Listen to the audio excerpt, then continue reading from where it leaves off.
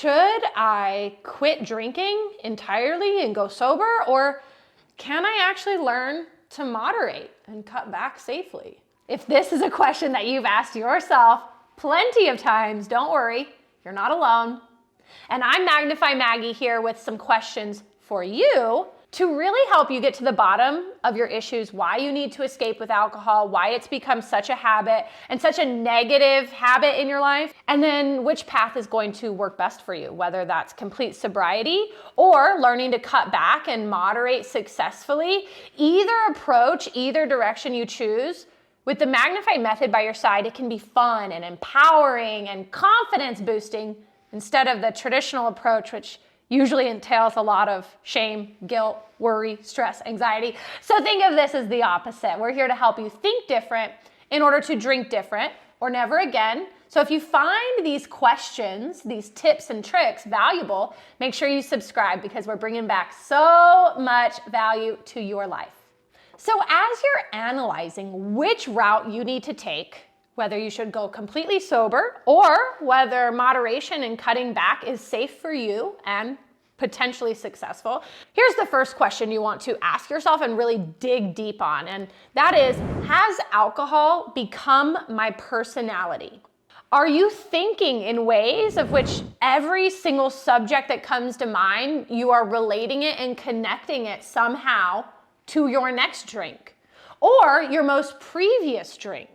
Do you feel like your attitude is being affected by your ambition to drink or your ambition to get through your hangover or your withdrawals? Do you feel like every single thing that comes out of your mouth is somehow in relation to alcohol?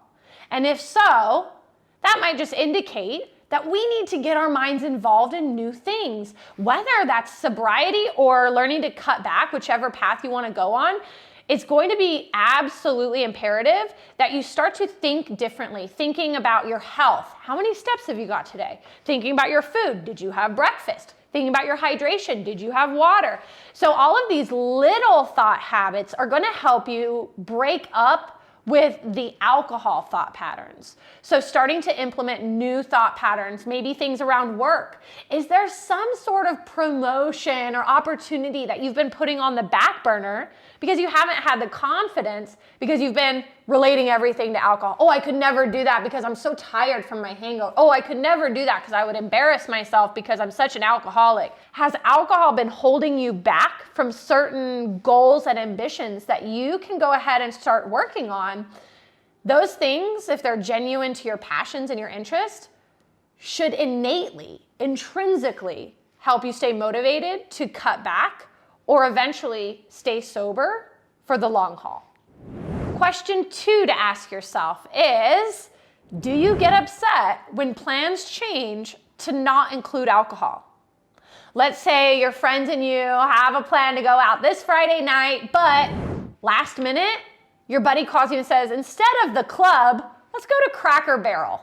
I know that's a very silly example, but just go with me here. Would it upset you to go from envisioning and imagining and anticipating a night of drinking to a night of eating without access to a bar?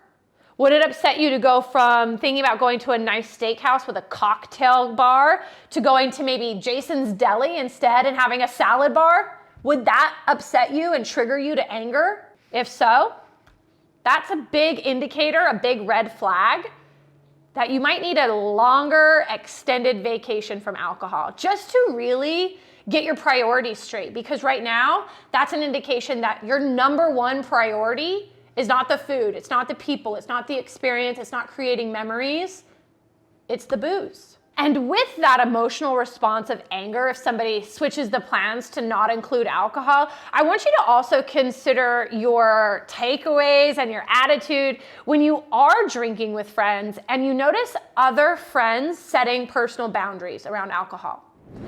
Does it make you uncomfortable when you bring a bunch of shots to a table and one of your friends says, oh, nope, I don't do shots?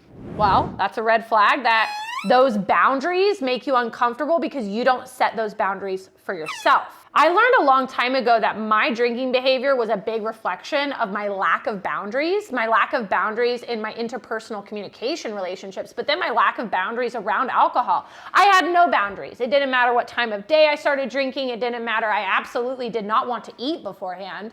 So I had no boundaries around eating before I drank. I had no boundaries around what types of alcohol I would stick to if I did drink. And these are all things that are vital for somebody who's a responsible drinker to stick to. This is why they don't have the negative impact from alcohol, because they pace themselves and they avoid shots, or they make sure that they eat beforehand. And if these types of things make you feel uncomfortable, or even cause you to think that that person is lame or stupid or what a wet towel, then that's an indication that your mind is very unhealthy. And healthy boundaries look lame to the unhealthy mind. Question 3 is something that you would really want to get introspective on, and that is your state of mental health. I talk about this a lot, but actually one of the first phases of alcohol use disorder that is noticeable as far as a negative impact is when you start to experience the anxiety and the depression from the depressants in alcohol. So you probably notice that you're sad a lot. You probably notice that life feels chaotic, that it feels like you're just taking the punches as they come and you're gonna try to react as positively as possible. What I learned is that chaos and that need to react and need to pull myself out of anxiety and depression, all of that was exacerbated by alcohol. All of the circumstances were caused by me procrastinating from a hangover or not getting things done because I wanted to go drink and stay up all night and sleep in all day. So life was really chaotic. On top of that, I had that anxiety, the hangover anxiety induced by the depressants and alcohol. So if you're struggling with your mental health, there are likely things going on in your life that are impacting, maybe familial relationships, maybe you got laid off, maybe there are life circumstances that feel unfair, but the root cause of those life circumstances is your mindset. If you're feeling depressed and anxiety ridden, every single task in your life is going to feel difficult, even if it's something that you used to love.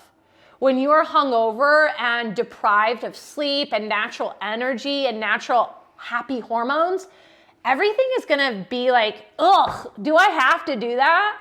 So that's an indication that your mental health is taking a hit, and a really good area to explore in your mind. And as you kind of cut back and take that alcohol vacation, really pay attention to your optimism and your confidence levels and how they shift, just detoxifying out those negative, depressing hormones.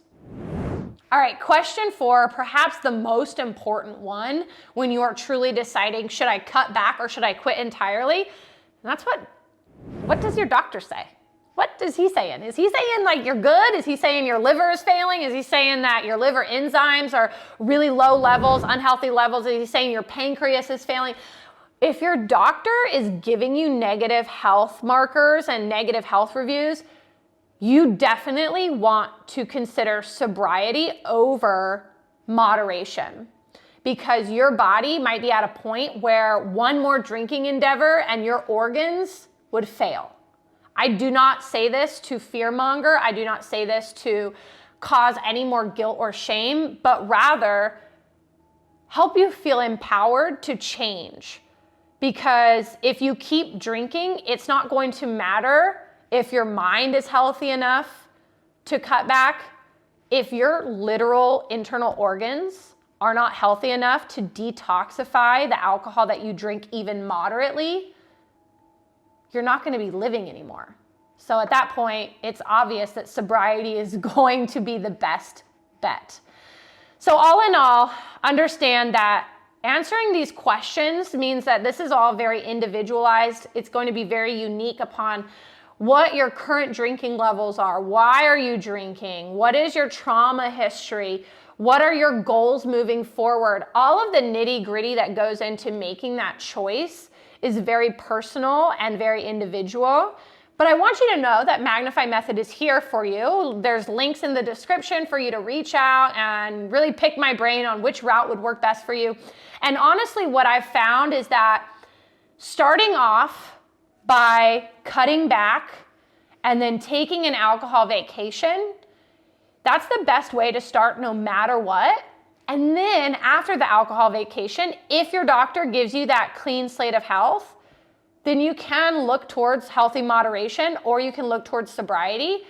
But all in all, it's going to be dependent on how focused you are on progress and how good your attitude is towards yourself and your own power.